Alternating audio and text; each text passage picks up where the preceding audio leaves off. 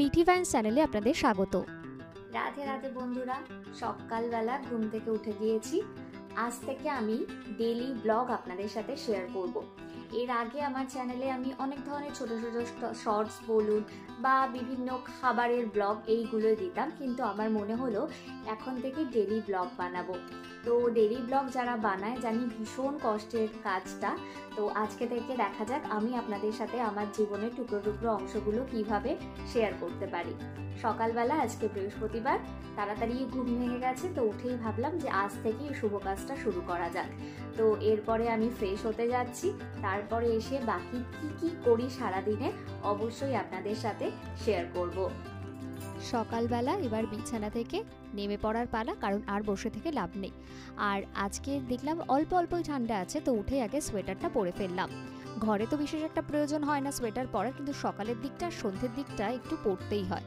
তো এখন হচ্ছে কাজ এই সম্পূর্ণ জিনিসপত্রগুলো সুন্দর করে একদম গুছিয়ে ফেলা। কিন্তু আজকে ছিল হচ্ছে মনে পড়লো যে কাঁচা ধোয়ার পালা, সেই জন্য আর বেশি ভাঁজ করে লাভ নেই, কোনো মতে তুলে রাখলাম। কিন্তু এই বিছানা গোছানোটা আমার একদমই পছন্দের নয়, কিন্তু কি আর করা যাবে, করতে তো হবেই সেই কাজটা। যাই হোক, আর এই যে বেডশিটটা দেখছেন, এটা আমার মোস্ট ফেভারিট ওয়ান, কারণ এটার মধ্যে কার্টুন রয়েছে। তো এরপরে রুম থেকে বেরোনোর পালা। রুম থেকে বেরিয়েই একটু কাঁপতে কাঁপতে চলে গেলাম ঠাকুর ঘরের সামনে। আমাদের ডাইনিং রুমটা থেকেই কিন্তু ঠাকুর ঘরটা একদম দেখা যায়। দেখুন দেখা যাচ্ছে, কিন্তু অন্ধকার রয়েছে। অনেকটা ভোরবেলা শুট করা হয়েছিল, তো পরে স্নান করে আপনাদের সাথে ঠাকুর ঘরটা শেয়ার করব। হরে কৃষ্ণ রাধে রাধে বলে দিনটা শুরু করলাম। তো নিত্য প্রয়োজনীয় কাজগুলো ঝটফট করে সেরে ফেললাম। ঠান্ডা জলটা মুখে পড়তেই যেন একদম কেঁপে উঠলাম। এরপরে চলে এলাম রান্নাঘরে। আর এখন আগের দিন রাতের সম্পূর্ণ ধোয়া বাসনগুলোকে গুছিয়ে রাখার পালা। বাড়িতে লোকজন এসেছিল, তাই কিছু বোল আর প্লেট বের করা হয়েছিল। আর এটা দেখুন কি সুন্দর, এটা কিন্তু আমি ভিডিও শুট করার জন্যই কিনে এনেছিলাম। দুটো কিন্তু আলাদা ছিল, কিন্তু কি সুন্দরভাবে ম্যাচিং হয়ে গেছিল। আর এই যে বোলগুলো দেখছেন, এগুলো হচ্ছে মাইক্রোপ্রুফ বোল। এর মধ্যে আমি ভাত, ডাল, সবজি যা খুশি ইচ্ছা কিন্তু সুন্দর করে গরম করতে পারি। আর বড় বাটিটা হচ্ছে শুধুমাত্র ভাত গরম করার জন্য, যেহেতু ওটা পরিমাণে অনেকটাই থাকে। আর কিছু প্লেট কিনেছিলাম, যেগুলো কিনা আমি মেলা থেকে এনেছিলাম। এই যে এটা কিন্তু আমার দারুণ লেগেছিল। আর তার সাথে অন্য আরেকটা প্লেট যেটা দেখছেন, এই দুটো প্লেটই কিন্তু মেলা থেকে এনেছিলাম। বেশ কম দাম নিয়েছিল, কিন্তু কত নিয়েছিল ভুলে গিয়েছি। যাই হোক, এবার এই সমস্ত প্লেটগুলোকে সুন্দর করে গুছিয়ে রাখার পালা শোকেসের মধ্যে। আবার যখন লোকজন আসবে বা ভিডিও শুট করতে হবে তখন বের করব। তো এই করার চক্করে একটি কাপ আমি ভেঙে ফেলেছিলাম। যাই হোক, সেটা আপনাদের সাথে আর শেয়ার করলাম না। তো আমার শোকেস একদম রেডি। আর এরপরে অন্য কাজ করতে যাওয়ার পালা। কিচেনে আবার ফিরে এসে কতগুলো লেবু টুকরো টুকরো করে কেটে ফেললাম। এর একটা কারণ রয়েছে, আমি সকালবেলা একটা ড্রিঙ্কস বানাই। একটি কাপের মধ্যে সামান্য নুন, হলুদ, গোলমরিচ গুঁড়ো, সামান্য লেবু আর তার সাথে গরম জল, ব্যাস এই দিয়ে ড্রিঙ্কসটা কিন্তু তৈরি করে নিই, যেটা খেলে আমার গ্যাসের যত সমস্যা আছে সব এক চুটকির মাধ্যমে কিন্তু একদম ঠিক হয়ে যায়। আর সঙ্গে আরও 1 গ্লাস গরম জল। তো এইভাবেই আমার সকালটা শুরু হয়। তারপরে ঝটপট করে চা বানিয়ে ফেললাম। চা বানিয়ে চলে গেলাম বারান্দায় আয়েশ করে খাবো বলে, বিস্কুট আর মুড়ি দিয়ে, আর বাইরেটা উপভোগ করব বলে। তারপর আয়েশ করে চা খাওয়া শেষ করে আবার কিচেনে ফিরে এসে হঠাৎ করে দেখলাম জিরে, যেটা ভাজা জিরে, সেটা শেষ হয়ে গিয়েছে। আবার নতুন করে জিরেটা কিছুটা ভেজে কৌটোর মধ্যে ঠান্ডা করে ভরে রাখলাম। ব্যাস আজকের মতো এই কাজটা শেষ হয়ে গেল। আর এরপরে চলে গেলাম ডালটা ধুয়ে নিতে, কারণ ডাল আর ভাত বসানোর পালা তো এবার। এটা হতেই তো অনেকটা সময় লেগে যায়, সেই জন্য চটপট করে আগে আমি এই দুটোই বসিয়ে দিই। যে কোনো রান্না করতে গিয়ে জল নিয়ে ডাল একদম বসিয়ে দিলাম, আর ভাতের মধ্যে চালটাও দিয়ে দিয়েছি ধুয়ে। তো ভালো করে বেশ কিছুক্ষণ নাড়াচাড়া করার পর দেখলাম ভাতটা অনেকটাই হয়ে গিয়েছে, কিন্তু ডালটা হতে অনেকটা সময় লাগছিল। আর এই যে বোকা বোকা জিনিসটা যেটা আপনারা দেখতে পাচ্ছেন, এটা কেক মিক্সিং এর জিনিস, কিন্তু আমি এইটা দিয়ে নাকি ডালটাকে মিক্স করছি। অন্যদিকে বাজার থেকে নিয়ে আসা হয়েছে এই কাতলা মাছগুলো, যেটা আজকে রান্না করা হবে। সবার প্রথমে মশলাগুলো নিয়ে নিলাম। মশলার মধ্যে ছিল নুন, তার সঙ্গে হলুদ, তার সঙ্গে জিরে, তারপরে ছিল হচ্ছে লাস্টে শুকনো লঙ্কা আর তেজপাতা। নুনটা এত বেশি পরিমাণে ছিল কারণ মাছ ধোয়ার জন্য এটাই ব্যবহার করা হয়েছিল। আর মিক্সারে ছিল হচ্ছে জিরে, শুকনো লঙ্কা আর ছিল হচ্ছে কাঁচা লঙ্কা। তো মাছগুলো এবার ধুয়ে নিই। আর অন্যদিকে বাজার থেকে নিয়ে এসেছি টাটা সল্ট, তার সাথে জিরে, আর তার সাথে হচ্ছে কোলগেট, আর সঙ্গে ছিল আচার, যেটা আমার মোস্ট ফেভারিট ওয়ান, আর সঙ্গে কতগুলো ডিম ছিল। ডিম আমার খুব ফেভারিট। সকালবেলা ডিম সেদ্ধ, আলু সিদ্ধ, ডাল সিদ্ধ হলে আর কি বা চাই বাঙালিদের, সেটাই কিন্তু আমারও একদম পছন্দের। এরপরে মাছগুলোকে ধুয়ে নুন হলুদ মাখিয়ে নিয়েছি। আর ফ্রিজে দেখলাম কিছুটা পেঁয়াজ কেটে রাখা রয়েছে, আর সঙ্গে আদা রসুন বাটা, কিন্তু পেঁয়াজ একটু কম হয়ে যাবে বলে আরেকটা পেঁয়াজ, আলু, টমেটো আর কাঁচা লঙ্কা নিয়ে নিয়েছি। এগুলোর খোসা ছাড়িয়ে সুন্দর করে কেটে নেবার পালা, যাতে কিনা তাড়াতাড়ি রান্নাটা কমপ্লিট হয়ে যায়। ব্যাস, খোসা ছাড়ানোও হয়ে গিয়েছে। আর এরপরে এগুলোকে ছোট ছোট টুকরো করে কেটে নেব। অন্যদিকে ভাবলাম মাছটা এবার ভাজা বসিয়ে দিই, কারণ সেটা হতেও তো সময় লাগবে। সেটাকে ভালো করে ভাজা বসিয়ে দিলাম। আর এদিকে মাছ ভাজাও কমপ্লিট, আর সঙ্গে নুন হলুদ দিয়ে আলু ভাজাটা বসিয়ে দিয়েছি। আলু ভাজাটা হতে থাক। এরপরে মিক্সারে কিছু জিনিস নিয়ে নিলাম পেস্ট করার জন্য। মিক্সারের মধ্যে নিয়ে নিলাম সামান্য টমেটো, শুকনো লঙ্কা, কাঁচা লঙ্কা, জিরে, আর তার সাথে কিছুটা পেঁয়াজ। এরপরে মিক্সিটা ঘুরিয়ে নেওয়ার পালা। চট করে কয়েক মিনিটের মধ্যে কিন্তু হয়ে যাবে একদম পেস্টটা তৈরি।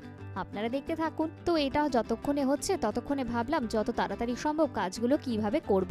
ব্যাস, পেস্ট একদম রেডি হয়ে গিয়েছে। এত চিন্তা ভাবনা করে আর লাভ নেই। তো যাই হোক, চটপট করে কাতলা মাছটা আজকে রান্না করেই ফেলি। এদিকে আলুটাও কিন্তু ভাজা হয়ে গিয়েছে, আর মাছ ভাজাটাও কমপ্লিট হয়ে গিয়েছে। তো সামান্য তেলের মধ্যে দিয়ে দিলাম পেঁয়াজ, আর কিছুক্ষণ ধরে নাড়াচাড়া করতে লাগলাম। কিন্তু এই ভিডিও করার জন্য আমি একটা জিনিস ভুলেই গিয়েছিলাম, সেটা আপনাদের সাথে পরে শেয়ার করছি। পেঁয়াজটা ভাজাও হয়ে গিয়েছে। এরপরে আর কিছুক্ষণ ঢেকে আরেকটুখানি কষিয়ে নেব। এরপরে দেখলাম মাছ আর ভাত, এই দেখে কি আর লোভ সামলানো যায়? ব্যাস, ভাত, মাছ আর মাছের তেল নিয়ে বসে পড়লাম। আর যেটা আপনাদেরকে বলেছিলাম ভিডিও করার জন্য ভুলে গিয়েছি, সেটা হচ্ছে তেজপাতা, শুকনো লঙ্কা প্রথমে দিতে, সেটাই এখন দিয়ে দিলাম। এরপরে যে পেস্টটা তৈরি করে রেখেছিলাম সেটাই এখন দিয়ে দিলাম। বেশ কিছুক্ষণ নাড়াচাড়া করে নেওয়ার পরে তার মধ্যে আলুগুলো দিয়ে সামান্য জল দিয়ে আরেকটু কষিয়ে নিলাম যতক্ষণ না তেল ছাড়ে। মিনিট পাঁচেক এভাবে কষিয়ে রাখার পরে তার মধ্যে দিয়ে দিলাম জল, আর তার মধ্যে মাছ। ব্যাস, যতটা গ্রেভি প্রয়োজন ততটা জল দিয়ে সামান্য ঢাকা দিয়ে রেখে দিলাম। আর আজকে হচ্ছে আমার অন্য একটা কাজ করারও পালা। যতক্ষণে মাছটা রান্না হচ্ছে ততক্ষণে ফ্রিজটা গুছিয়ে নিই। আজকে ফ্রিজটা সুন্দর করে একদম পরিপাটি করে গোছাতে হবে। তো সময় তো বেশি নেই, সেই জন্য তাড়াহুড়া করে যতটা সম্ভব ততটা গুছিয়ে নিলাম। ফ্রিজ আমি যতটা সম্ভব পারি পরিষ্কার রাখারই চেষ্টা করি। আর এই যে পার্ক, তার মধ্যে মনে হচ্ছে যেন অনেক চকলেট রয়েছে, একটুকু না, সব খেয়ে শেষ। মাত্র 2 কি 3টে পড়ে রয়েছে। তো ফ্রিজটা ঝটপট করে মুছে একদম পরিষ্কার করে রেখে দিলাম। আর এই যে আদা রসুনের পেস্ট, লেবু, লঙ্কা যেগুলো এক্সেসিভ রয়ে গেছে সেগুলোকে সুন্দর করে স্টোর করে রাখার পালা। আমি সবসময় প্রেফার করি যাতে এগুলো স্টোর করা থাকলে রান্না করাটা অনেক বেশি ইজি হয়ে যায়, কারণ অনেক সময় সকালবেলা কিন্তু ইচ্ছে করে না রান্না করতে। ব্যাস, ফ্রিজ একদম রেডি সুন্দর করে। আর এদিকে মাছের ঝোলও একদম রেডি। কার কার কাতলা মাছ পছন্দের অবশ্যই কমেন্ট করে জানাতে কিন্তু ভুলবেন না। রান্না শেষ, এবার গ্যাস পরিষ্কার করার পালা। তো বেশ কিছুক্ষণ ধরে গ্যাসটাকে সুন্দর করে একদম ঝকঝকে তকতকে করে ফেললাম। এরপরে বাসনগুলোকে ধুয়ে রাখার পালা। গ্যাস মুছতে কিন্তু অনেকটাই সময় লেগে গেছিল। এবার বাসনগুলো সুন্দর করে ধুয়ে এবার শুকনো করার পালা। চলে এলাম বেডরুমে। এসে তো মাথায় হাত, এত কাজ করব কি করে, অনেক কিছুই তো বাকি রয়েছে। দেখলাম বারান্দারও একই অবস্থা, সঙ্গে আবার ডাইনিং রুমটা এইভাবেই পড়ে আছে। আর কি করা যায়, চটপট করে এবার পরিষ্কার করার পালা। এটা হচ্ছে ঠাকুর ঘর। তো একদম ঝকঝকে তকতকে করার জন্য একদম নেমে পড়লাম যুদ্ধ করতে। ঝকঝকে তকতকে করতে আর স্টাডি রুমটাই বা বাদ থাকে কেন, চলে গেলাম সেটাও করতে। এরপরে জামা কাপড় ধোয়ার পালা। যতক্ষণে জামা কাপড় ধোয়া হয় চলে গেলাম কিচেনে। গিয়ে দেখলাম একটা দিক কিন্তু বাসন একদম শুকিয়ে গেছে, অন্য দিকটা উল্টে রাখার পালা যাতে তাড়াতাড়ি আরো শুকিয়ে যায়। ফ্যানটা চালিয়ে দিলাম ঝটপট করে। আর চলে এলাম বেডরুম পরিষ্কার করতে। সম্পূর্ণ জিনিসগুলো এরকম সুন্দর করে মুছে মুছে রাখতে শুরু করলাম, যাতে কিনা একটুও ধুলো না থাকে। আর এরপরে হচ্ছে বেডশিট চেঞ্জ করার পালা। এটাও কিন্তু আমার সব থেকে পছন্দের, কারণ যেহেতু রয়েছে সেই একই রকমের কার্টুন আর সেই পিঙ্ক কালার। তো এরপরে চলে গেলাম এই ঘর মুছতে। উফ, এটা তো বিশাল বড় একটা ব্যাপার। যাই হোক, আর এদিকে আমার সম্পূর্ণ বাসনগুলো শুকিয়ে গেছে, আর সেগুলো একদম সুন্দর করে আমি গুছিয়েও ফেলেছি।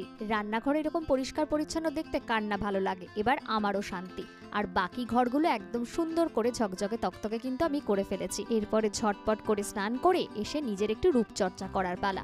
এটা করেই এবার ছুটতে হবে ঠাকুর ঘরের দিকে, কারণ তখন অনেক রাত হয়ে গিয়েছে। কারণ আমার এই কাজ শেষ করতে করতে 7টা বেজে গেছিল। ঠাকুর দিয়ে ঠাকুরকে শয়ন দিয়ে দরজা একদম বন্ধ করে দিলাম। আবার দেখা হবে ঠাকুরের সাথে কাল সকালবেলা। সারাদিন কোনো খাবার খাইনি বলে খেতে না ইচ্ছা করার দরুন ফ্রিজে দেখলাম ছিল লোটে মাছের চপ, তাই খেয়ে শুরু করলাম অন্য কাজ। সেটা হচ্ছে আমার রাত্রিবেলা যেটা খেতেই হবে, আজবান, আর তার সাথে হচ্ছে গরম জল। তো গরম জলটাকে এখন ফ্লাক্সের মধ্যে ঢেলে নেওয়ার পালা সারা রাত্রের জন্য। আর ছিল হচ্ছে লাল বক্স, যেটার মধ্যে ছিল বিস্কুট। এদিকে রাত্রিবেলার যে বাসনগুলো ছিল সেগুলো ধুয়ে পরিষ্কার করে রান্নাঘর থেকে এবার বেরোনোর পালা। এরপরে যাওয়ার সময় নিয়ে যাব সেই বক্স এবং ফ্লাক্স। চলে এলাম বেডরুমে, এবার সুন্দর করে বিছানাটা গুছিয়ে ঘুমোতে যাওয়ার পালা। বিছানার যে কভারগুলো আছে সেগুলো কিন্তু খুব সুন্দর করে বেডশিটের সাথে ম্যাচিং করে গেছে, সেটাই আপনাদেরকে শেয়ার করলাম। আর এরপরে আপনাদেরকে সেই লাল যে কৌটো রয়েছে তার রহস্য ভেদ করব। তার মধ্যে রয়েছে বিস্কুট, যেটা কিনা রাত্রিবেলা আমাকে খিদে পেলে বাঁচায়। তো আজকের মতো ব্লগটা এখানেই শেষ করছি। অবশ্যই চ্যানেলটিকে সাবস্ক্রাইব করতে ভুলবেন না। কেমন লাগলো অবশ্যই কমেন্ট করে জানাবেন।